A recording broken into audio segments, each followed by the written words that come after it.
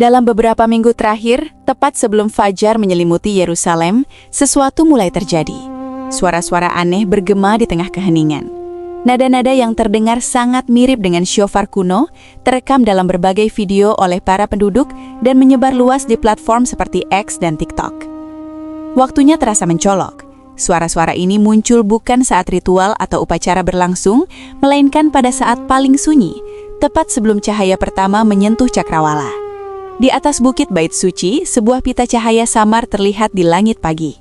Mereka yang menyaksikan siaran langsung di sekitar tembok barat melaporkannya, bukan sebagai kilatan terang, bukan sebagai tontonan besar, melainkan sebagai kehadiran yang halus. Tidak semua orang dapat melihatnya, tetapi mereka yang melihatnya akan mengingatnya. Dan ada hal lain yang sedang berubah. Kaum muda. Di seluruh Yerusalem, para penggerak doa lokal dan suara-suara komunitas secara diam-diam mengamati peningkatan yang stabil dari anak-anak muda Yahudi, baik pria maupun wanita yang datang ke tembok barat. Di jam-jam awal, terutama selama Selikot, ini bukan sekedar kerumunan yang digerakkan oleh tradisi semata. Ada ketetapan di mata mereka, ada urgensi dalam langkah mereka. Mereka datang sebelum matahari terbit saat kota masih terlelap. 3 momen, 3 tanda yang masing-masing tidak memberikan kepastian jika berdiri sendiri, tetapi bersama-sama membentuk sebuah pola. Suara di dalam keheningan, cahaya di dalam kegelapan, sebuah generasi yang kembali berlutut. Semua ini menggema sesuatu yang kuno, sebuah nubuatan yang dituliskan jauh sebelum zaman kita. Nubuatan tentang jam kebangkitan saat sebelum Tuhan bertindak atas Yerusalem. Pertanyaannya bukan lagi apakah sesuatu sedang terjadi. Pertanyaannya adalah untuk apa kita sedang dipersiapkan. Semuanya dimulai sebagai dengungan rendah, hampir tak terdengar pada awalnya, lalu perlahan membesar menjadi nada panjang yang bergetar dan menembus keheningan pra-fajar Yerusalem. Suara itu tidak berasal dari sumber yang dapat diidentifikasi. Tidak ada pengumuman yang menyertai, tidak ada penjelasan. Namun bagi mereka yang mendengarnya, satu kata langsung muncul secara naluriah, syofar. Banyak rekaman suara-suara pagi ini bermunculan secara daring, terutama dari lingkungan perumahan yang tidak jauh dari kota tua. Suaranya tidak identik dalam nada atau kejelasan, tetapi memiliki satu kesamaan yang mengusik, waktunya. Selalu sebelum matahari terbit, selalu saat kota seakan menahan nafas. Pihak berwenang belum mengkonfirmasi sumber resmi apapun, dan tidak ada kelompok keagamaan yang mengaku bertanggung jawab. Sebagian orang mengaitkannya dengan penyebab alamiah, seperti aliran udara yang bergerak melalui lorong-lorong sempit atau suara konstruksi dari jauh yang beresonansi secara aneh di perbukitan. Semua itu masuk akal, namun yang menarik perhatian orang bukanlah penyebabnya, melainkan konteksnya. Karena waktu kemunculannya, tepat sebelum cahaya pertama, bukanlah sesuatu yang kebetulan. Dalam tradisi Alkitab, itu adalah waktu berjaga-jaga. Itu adalah saat pasukan bersiap, para nabi berdoa, dan para raja menerima peringatan. Di Yoel 2 ayat 1, Nabi menulis, "Tiuplah sangkakala di Sion, bunyikanlah tanda bahaya di gunungku yang kudus." Itu adalah panggilan bukan untuk perayaan, melainkan untuk kesadaran. Sebuah peringatan bahwa sesuatu sedang mendekat dan tidur tidak lagi aman. Di 1 Tesalonika 4 ayat 16, Paulus menulis tentang sangkakala yang lain, sebab pada waktu tanda diberi, yaitu pada waktu penghulu malaikat berseru dan sangkakala Allah berbunyi, maka Tuhan sendiri akan turun dari sorga. Ini bukanlah syofar literal dari tangan manusia. Ini adalah suara yang menandai sebuah pergeseran di langit, suara yang berkata, "Bersiaplah." Jadi kita kembali pada pertanyaan awal, mengapa suara ini muncul pada saat paling sunyi di malam hari? Bukan saat kesibukan doa atau ritual siang berlangsung, melainkan ketika kota terbaring diam dan langit belum berubah. Waktu ini penting, karena dalam ritme Alkitab, fajar bukanlah sekedar penunjuk waktu. Itu adalah batas. Itu adalah peralihan antara apa yang telah terjadi dan apa yang akan datang. Ketika syofar berbunyi pada saat ini, entah berasal dari sebab duniawi atau sesuatu yang lain, itu mengingatkan mereka yang mendengarnya bahwa keheningan bukanlah sekedar keheningan. Bahwa Tuhan sering bergerak, bukan dalam hiruk-pikuk keramaian, namun dalam keheningan yang mendahuluinya. Dan mungkin itulah sebabnya suara ini mengusik bahkan mereka yang mampu menjelaskannya. Bukan karena apa suara itu, tetapi karena kapan ia terdengar. Inilah tanda pertama, sebuah panggilan bukan untuk takut, melainkan untuk memperhatikan. Sebuah suara yang mungkin tidak mengajukan pertanyaan apapun, namun meninggalkan begitu banyak pertanyaan di dalam kita. Keheningan tidak hanya tertembus oleh suara. Terkadang ia terpecah oleh sesuatu yang nyaris tak terlihat oleh mata. Cahaya itu tidak cukup terang untuk membangunkan siapapun. Tidak mencolok seperti kilat, juga tidak megah seperti api dari langit. Namun ia ada, sebuah cahaya pucat yang samar, menggantung rendah di atas bukit Bait Suci pada saat sebelum matahari terbit. Beberapa penonton yang menyaksikan siaran langsung semalaman dari tembok barat menyadarinya. Ada yang mengira itu sekadar pantulan lensa, lainnya menduga fenomena cuaca yang lewat sesaat. Namun, sekali lagi, waktu kemunculannya membuat orang berhenti sejenak. Ini bukan siang hari, bukan pula senja atau golden hour yang disukai para fotografer. Ini lebih awal, tepat sebelum sinar pertama pagi muncul di cakrawala. Saat ketika dunia masih sepenuhnya berada dalam bayang-bayang. Ada penjelasan alami, dan itu layak untuk dipertimbangkan terlebih dahulu. Udara dingin yang membiaskan cahaya buatan kota, awan di ketinggian yang menangkap sisa cahaya bulan, atau anomali teknis dari kamera dengan pencahayaan rendah yang sedang menyesuaikan diri. Semua itu masuk akal, mungkin, dan nyata. Namun yang membekas bagi mereka yang melihatnya bukanlah bagaimana ia muncul, melainkan kapan ia muncul. Dalam Mazmur 46:5, pemazmur menulis, Allah ada di dalamnya, kota itu tidak akan goyah. Allah akan menolongnya menjelang pagi. Janji itu bukan untuk malam atau siang hari, melainkan untuk saat fajar menyingsing, saat yang sangat spesifik ketika kegelapan mulai menghilangkan kuasanya. Dalam Yohanes 3 ayat 19, Yesus berbicara tentang cahaya dengan cara yang berbeda. Cahaya telah datang ke dalam dunia, tetapi manusia lebih menyukai kegelapan. Cahaya dalam kitab suci jarang hanya berarti sinar matahari semata. Ia melambangkan kejelasan, keyakinan sebuah kehadiran sesuatu atau seseorang yang mengubah keadaan. Ketika sebuah cahaya samar melayang di atas salah satu tempat suci yang paling diperebutkan di dunia, bukan pada siang hari penuh, melainkan pada nafas sebelum fajar. Pesannya bukanlah pertunjukan besar. Ia adalah kelembutan. Ia tidak berteriak. Ia menuntut. Ia tidak meminta kepercayaan. Ia mengundang perhatian. Sepanjang Alkitab, cahaya tidak pernah sekadar episode fisik.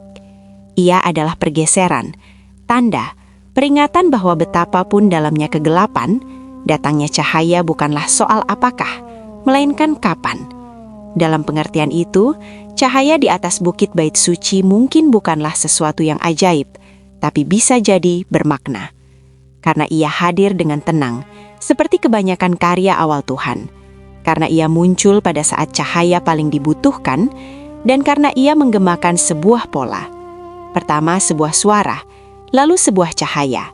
Bersama-sama, keduanya seakan mengatakan bahwa sesuatu sedang mendekat.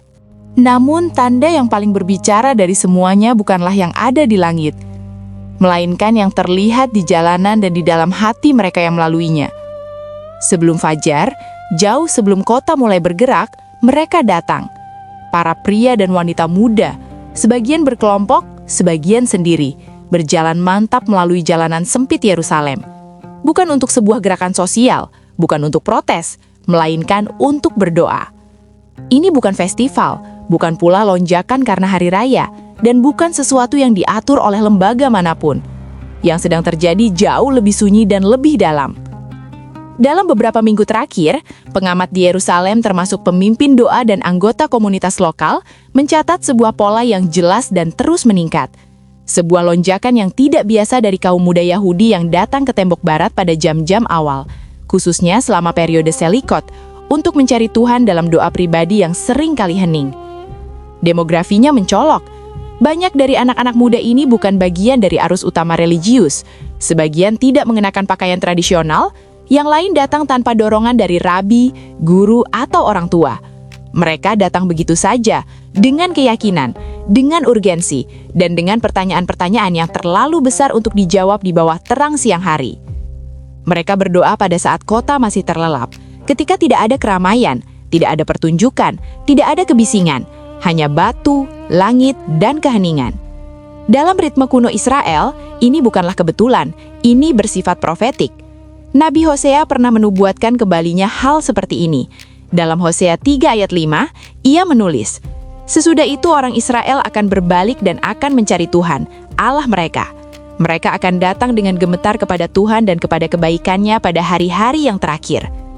Ini bukan tentang gerakan politik, ini adalah gerakan rohani. Dalam Yehezkiel 36, Tuhan kembali berbicara, bukan tentang kebangkitan massal yang penuh pertunjukan dan tanda-tanda besar, melainkan tentang perubahan batin yang tenang. "Aku akan memberikan kepadamu hati yang baru dan roh yang baru di dalam batinmu. Aku akan memberikan rohku di dalam batinmu dan membuat kamu hidup menurut ketetapanku." Sebuah transformasi yang tidak dimulai dari langit, melainkan dari hati. Dan itulah yang membuat tanda ketiga ini berbeda dari yang lain. Suara itu misterius, cahaya itu tak terduga, tetapi manusia, mereka datang atas pilihan mereka sendiri, tanpa perintah dan tanpa pengarahan. Karena tanda yang paling mendalam bukanlah yang ada di langit, melainkan rasa lapar dalam diri manusia. Di masa lalu, banyak orang menunggu guntur atau nubuatan untuk mengetahui apakah Tuhan sedang mendekat.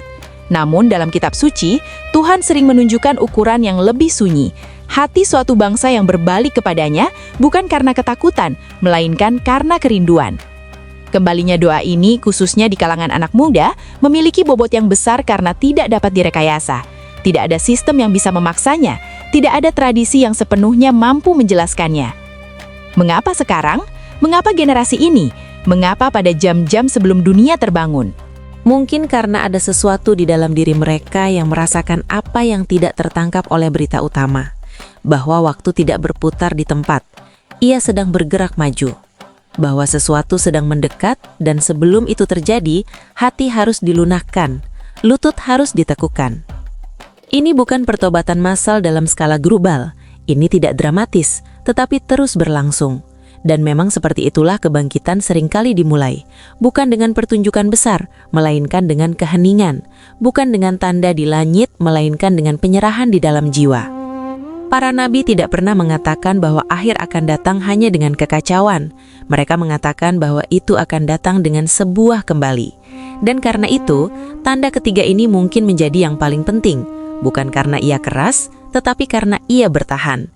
Karena sementara suara dapat menghilang dan cahaya dapat meredup, sebuah generasi yang berlutut sebelum fajar memberitahu kita lebih dari yang kita sangka akan kita dengar. Dan mungkin itulah tepatnya yang perlu kita ketahui.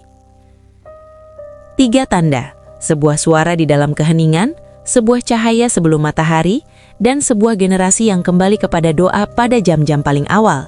Masing-masing bisa saja diabaikan, sekedar permainan akustik, pantulan cahaya yang kebetulan, atau tren sesaat. Namun ketika dilihat bersama, semuanya mulai membentuk sebuah bahasa, bukan pernyataan langsung, melainkan simbol, bukan bukti mutlak, melainkan pola. Dan di sepanjang kitab suci, Tuhan paling jelas berbicara melalui pola. Lalu apa yang mungkin ditunjukkan oleh tanda-tanda ini? Bukan peristiwa, melainkan makna. Suara itu mungkin tidak lebih dari getaran di udara, namun secara simbolis, ia menggemakan apa yang sejak lama dilambangkan oleh shofar dalam kitab suci. Sebuah panggilan untuk bangun, bukan untuk panik, bukan untuk meramal, tetapi untuk membuka mata, secara rohani, secara moral, secara pribadi. Cahaya itu mungkin sepenuhnya alami, tetapi dalam bahasa Alkitab, terang yang menembus kegelapan tidak pernah sekedar soal fenomena alam. Ia berbicara tentang kehadiran, sebuah tanda kedekatan, bukan sebuah deklarasi, bukan kedatangan yang nyata, melainkan pesan yang lembut, Tuhan sedang mendekat. Dan generasi muda yang kembali kepada doa, itu bukan meteorologi, itu bukan kebetulan. Itu adalah manusia yang merespons dari dalam diri mereka sendiri, sebuah persiapan hati. Dan dalam sejarah Alkitab, pergerakan Tuhan tidak pernah hanya tentang tanda-tanda di luar. Ia selalu didahului oleh kesiapan di dalam. Jika dilihat dengan cara ini, ketiga tanda tersebut bukanlah sesuatu yang berdiri sendiri. Mereka tersusun dalam sebuah urutan, sebuah panggilan, sebuah tanda, dan sebuah respons. Ini adalah pola dari sebuah kisah yang pernah kita dengar sebelumnya, diulang berkali-kali dalam kitab suci. Sangkakala dibunyikan, terang mulai terbit, dan umat kembali. Jadi pertanyaannya bukanlah apakah ini sesuatu yang ajaib. Pertanyaan yang sebenarnya adalah apakah ini disengaja? Jika momen-momen ini bukan kebetulan, jika waktunya bukan sekadar peristiwa ajak, maka untuk apa semua ini sedang mempersiapkan kita? Apa yang ada di balik batas waktu fajar ini? Ini bukan ajakan untuk terburu-buru mengambil kesimpulan. Ini bukan pesan tersembunyi tentang tanggal tertentu. Ini adalah undangan untuk berspekulasi. Ini adalah momen untuk memperhatikan arah dari waktu itu sendiri. Karena tanda-tanda ini, baik yang halus maupun simbolis, semuanya menunjuk pada sebuah pergeseran yang akan datang, bukan hanya di dunia di sekitar kita, tetapi juga dalam lanskap rohani di dalam kita. Dan ini membawa kita pada sebuah pertanyaan yang lebih kuno. Bukan pertanyaan yang kita ajukan, melainkan yang telah diajukan jauh sebelum kita. Sebuah pertanyaan dari kitab suci, apa yang terjadi tepat sebelum fajar Tuhan? Apa yang sebenarnya Alkitab katakan akan mendahului pergerakannya? Jika apa yang kita saksikan hanyalah gema dari sesuatu yang lebih besar, maka untuk memahami apa yang akan datang, kita perlu kembali kepada firman, kembali kepada apa yang telah tertulis. Dan kitab suci tidak diam mengenai waktu ini. Ia berbicara tentang kegelapan sebelum terang, tentang kepala yang terangkat di dunia yang masih tertunduk, dan tentang kebangkitan. Bukan kebangkitan ketakutan, melainkan kebangkitan manusia. Maka kita sekarang berpaling pada kesaksian itu untuk melihat apa yang sejak dahulu telah dikatakan Alkitab akan datang sebelum fajar. Alkitab tidak pernah menjanjikan bahwa fajar akan tiba tanpa peringatan. Namun ia juga tidak pernah mengatakan bahwa tanda-tandanya akan selalu keras dan mencolok. Sepanjang kitab suci, momen sebelum Tuhan bergerak ditandai bukan oleh pertunjukan besar, melainkan oleh keheningan. Bukan oleh kepastian, melainkan oleh kesiapan. Dan itulah yang para nabi tulis tentang waktu ini, waktu sebelum terang. Dalam Yesaya 60 ayat 1, sebuah perintah diberikan kepada mereka yang berjaga. Bangkitlah, menjadi teranglah, sebab terangmu datang, dan kemuliaan Tuhan terbit atasmu. Namun Yesaya tidak menyampaikannya di tengah terang siang. Ia mengatakannya dalam kegelapan. Ayat-ayat sebelumnya menggambarkan kegelapan pekat yang menutupi bangsa-bangsa. Justru ke dalam kegelapan itulah panggilan itu datang. Berdiri, bangun, bersinar. Dan ini membawa pada sebuah kebenaran yang tidak mudah diterima. Fajar dalam kitab suci jarang datang dengan lembut. Ia tidak muncul setelah segala sesuatu dipulihkan. Ia datang di tengah keadaan yang sedang runtuh. Polanya konsisten. Dalam Lukas 21 ayat 28, Yesus berbicara kepada murid-muridnya tentang tanda-tanda akhir, kekacauan global, ketakutan, kebingungan. Namun instruksinya bukan untuk bersembunyi atau berspekulasi. Apabila semuanya itu mulai terjadi, bangkitlah dan angkatlah mukamu, sebab penyelamatanmu sudah dekat. Bukan ketika semuanya selesai, bukan ketika kekacauan berhenti, tetapi ketika semuanya baru dimulai. Itulah ketegangan dari fajar rohani. Ia tidak menunggu kedamaian, ia justru mendahuluinya.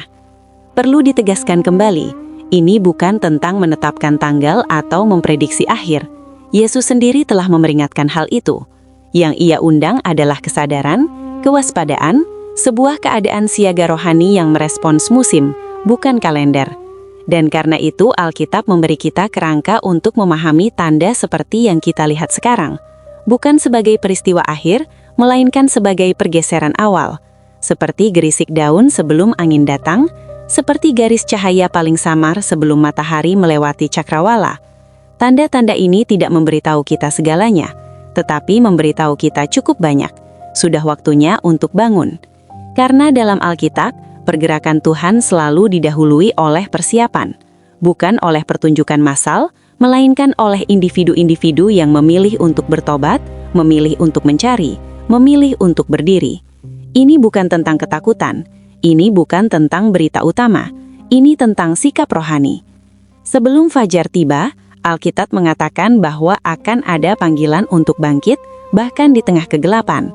Akan ada alasan untuk mengangkat pandangan, bahkan ketika dunia menunduk, dan akan ada perubahan di dalam diri para pemercaya, bahkan sebelum terang menyentuh bumi. Disitulah kita sekarang, bukan di puncak peristiwa, tetapi di ambang sesuatu. Sebuah momen sunyi yang penuh makna, sebuah pola yang sedang terbentuk, sebuah naskah yang telah lama ditulis, bukan untuk mengendalikan kita, melainkan untuk mengundang kita, bukan untuk memprediksi, tetapi untuk bersiap. Yerusalem sedang bangun sebelum dunia lain terbangun, bukan dengan kebisingan, bukan dengan pertunjukan, namun dengan tanda-tanda yang berbisik, bukan berteriak. Sebuah suara yang tidak mengumumkan dirinya, sebuah cahaya yang berpendar di batas penglihatan, dan hati, terutama generasi muda, yang kembali ke tembok bukan karena tradisi, melainkan karena sesuatu yang lebih dalam. Momen-momen ini tidak menuntut perhatian dengan keras, tetapi mereka mengajukan sebuah pertanyaan, bukan tentang apa yang terjadi di luar sana, tetapi tentang apa yang terjadi di dalam diri kita. Karena jauh sebelum Tuhan bertindak di panggung dunia, Alkitab mengatakan bahwa Ia memanggil manusia secara diam-diam untuk bangun, untuk mengingat, untuk bersiap, bukan dengan kepanikan, melainkan dengan kejelasan, bukan melalui ketakutan, melainkan melalui iman. Ini bukan prediksi, ini bukan peringatan dalam arti sensasional, ini adalah jeda, sebuah frame sunyi, sebuah momen ketika langit belum berubah, tetapi sesuatu di dalam diri kita tahu bahwa perubahan itu akan datang. Jadi inilah undangannya, Yerusalem sedang bangun, dan mungkin, hanya mungkin, ini saatnya kita juga bangun. Bukan untuk berlari, bukan untuk menjelaskan, tetapi untuk bersiap. Siap dalam hati, siap dalam roh, siap untuk berjalan menuju terang ketika Ia datang. Fajar rohani tidaklah jauh, tetaplah berjaga, karena terang sedang datang. 10 detik keheningan atau musik tanpa penyelesaian, lalu tidak ada lagi. Biarkan keheningan berbicara, biarkan ia mengajukan pertanyaan yang hanya dapat dijawab oleh jiwa.